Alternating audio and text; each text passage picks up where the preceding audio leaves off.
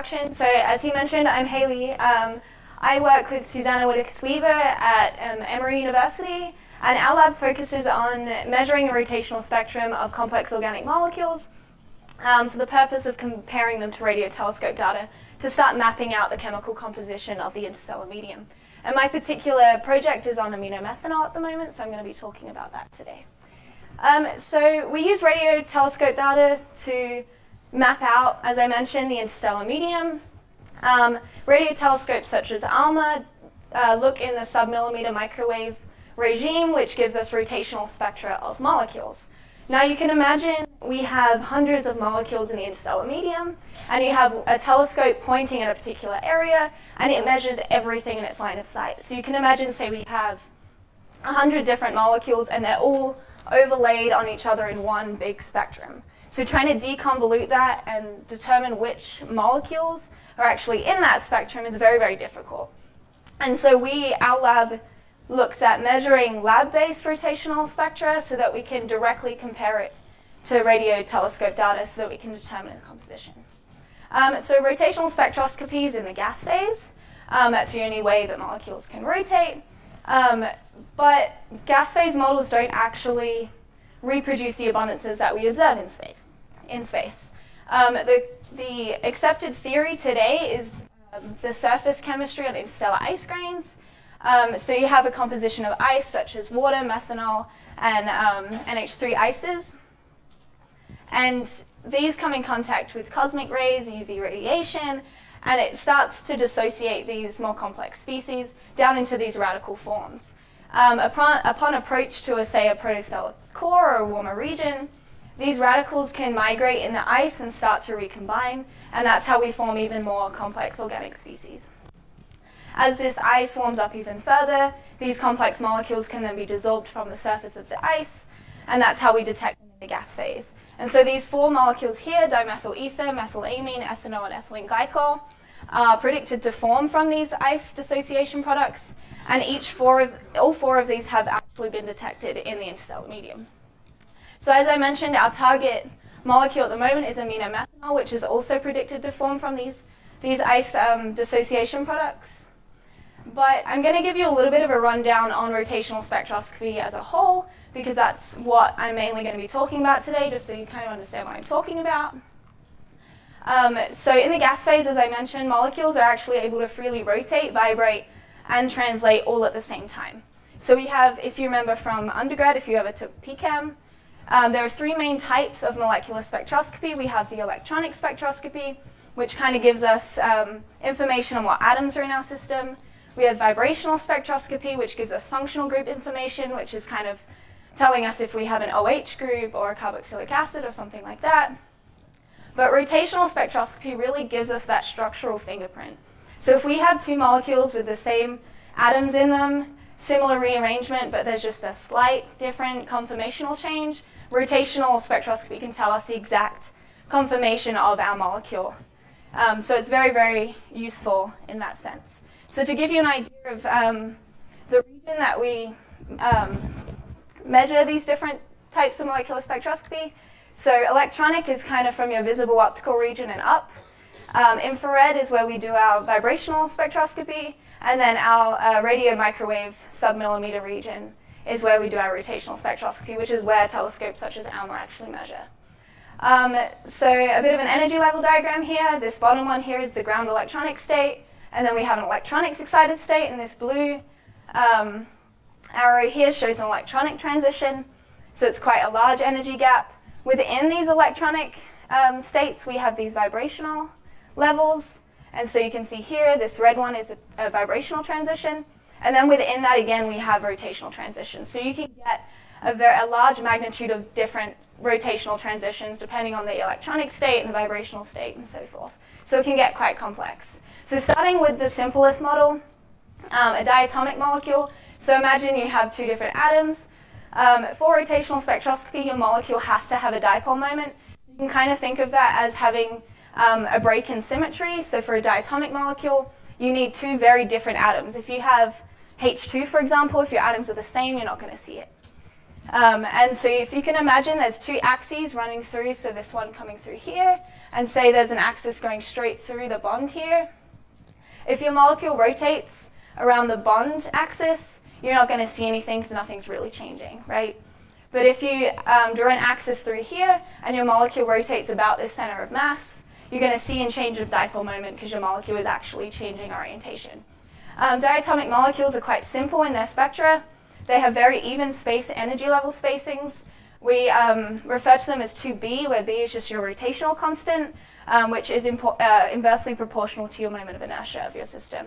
So you get quite even spacings of your transitions. When you get to a more complex polyatomic system, you need 3 different axes to define your molecule. And we define molecules based on these moments of inertia.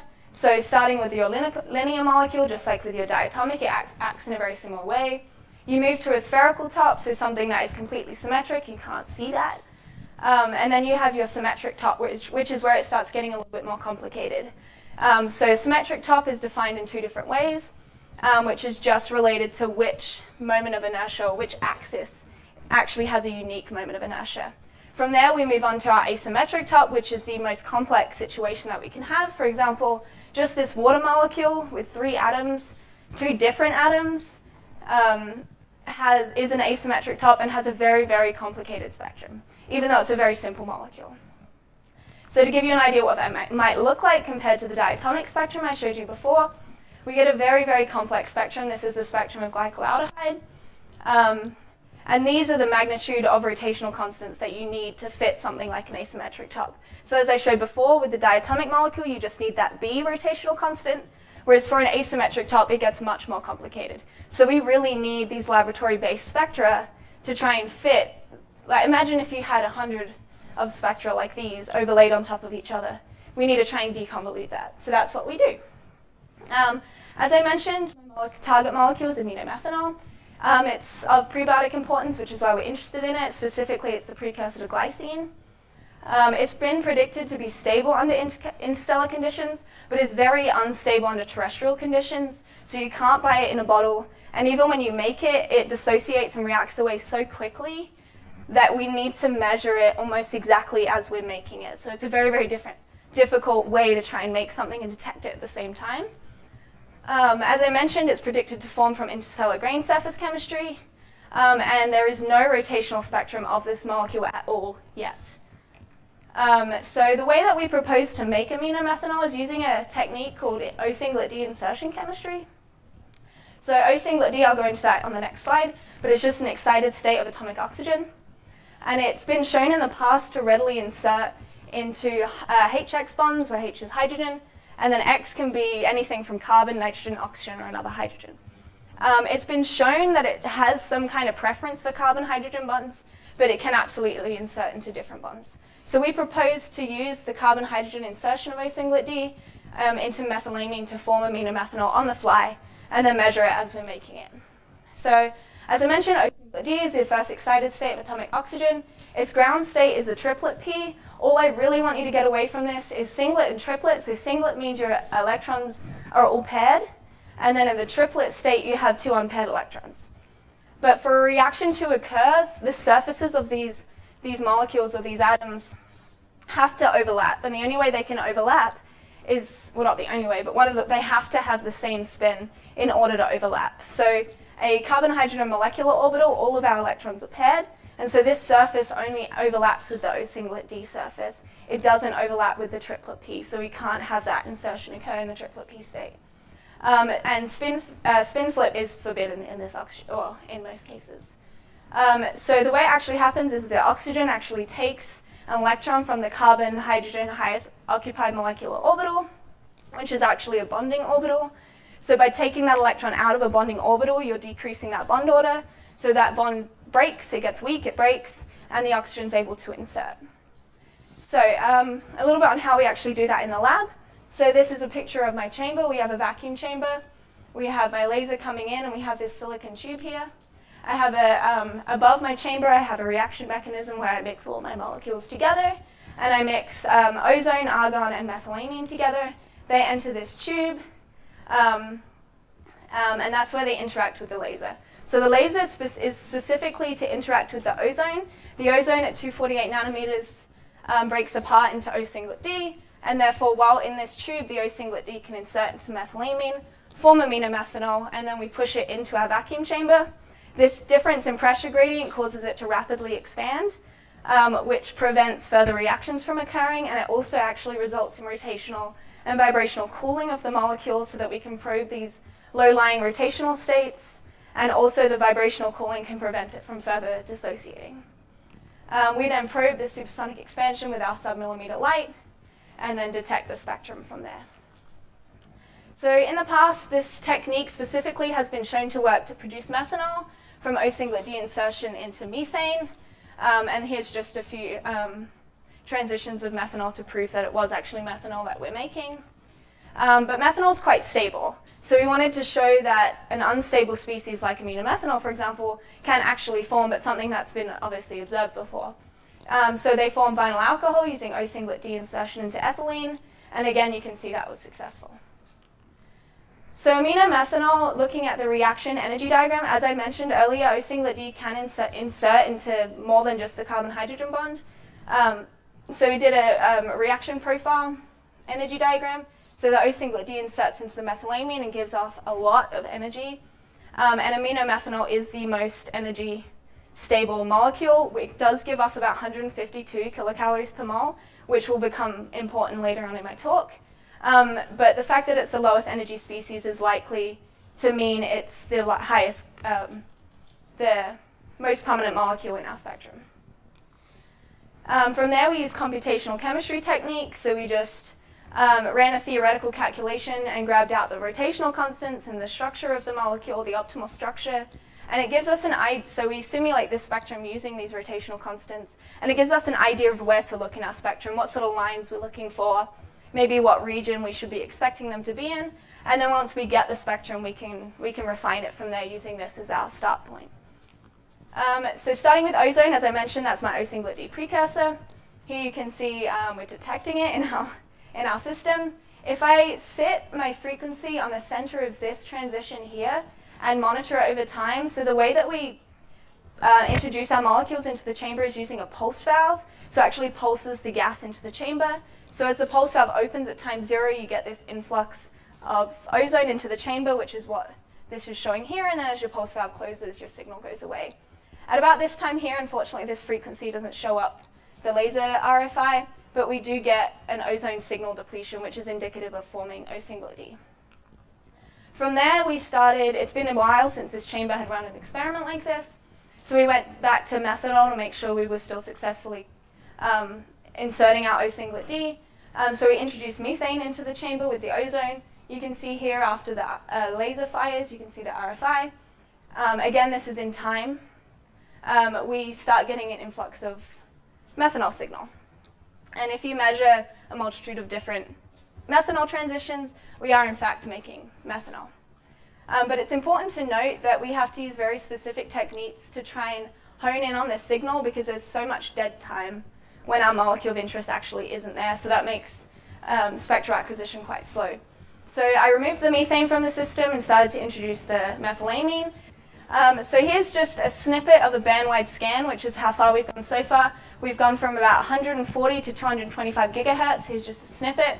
And you can see a multitude of different transitions in here. And as you zoom in closer, there's even more down in the noise there. But so far, all we've been able to identify is formaldehyde. Here's just the time and then the molecular signal. Methanamine and hydrogen cyanide. We haven't been able to assign some of the other lines yet. We're still working on that. But these molecules are quite important because in a paper in 2005 by Feldman et al., he showed the dissociation pathways of aminomethanol. And that if you can surmount a barrier of about 50 kilocalories per mole, which as I mentioned earlier, the O singlet D reaction gives off about 150 kilocalories per mole of energy, we do actually dissociate into the main pathways are formaldehyde and NH3, and methanamine and water. So they're actually the molecules, at least these two that we're seeing in our spectrum. So we believe that we are actually making aminomethanol while we haven't confirmed our detection yet, but we think it's just dissociating before it enters the chamber. So we think maybe our laser's a little bit too high up that tube, so maybe we're giving it a little bit too much time to react in the tube before it enters the expansion. And so we're going to do some chemistry experiments, some laser chemistry, and raster the laser up and down the tube to see if our chemistry changes. From there, obviously, once we confirm the aminomethanol detection, we want to provide these rotational constants so that we can help the community try and detect it in the interstellar medium from telescope observations. We are having a little bit of trouble. So ozone is obviously very, very reactive. Specifically, it reacts very strongly with methylamine. And also we have like oxygen in the system. There's so many other reactions that can be occurring and forming molecules in our system. So one way we've thought to simplify our spectrum to hopefully detect it rather than react it away is to trap the ozone on silica beads, because we do have our ozone generator creates about 1% ozone in an O2 mixture. And so if we can trap it on the beads, we can remove that whole plethora of reactions from there. So that's it for now. I want to give a big shout out to the rest of the Whittaker-Sweever crew, specifically Chase, who's now my partner on the project. I want to thank NASA for all the funding and the previous students who worked on the project. Thank you.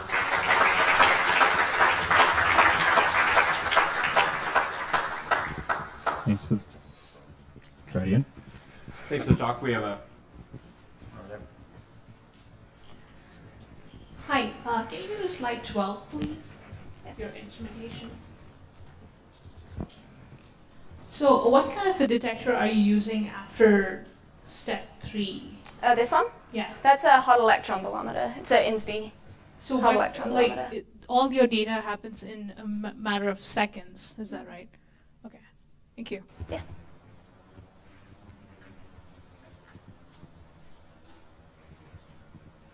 Thanks for the talk.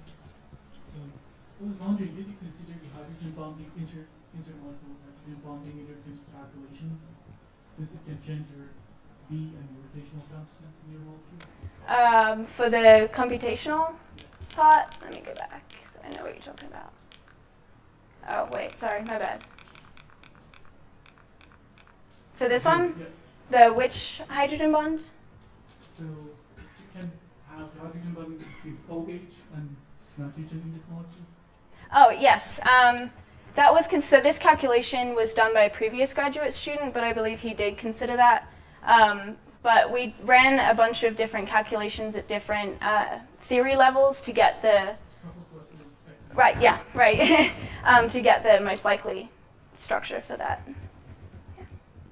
But we are working on trying to improve this, so we do get what's called hyperfine splitting in our spectrum.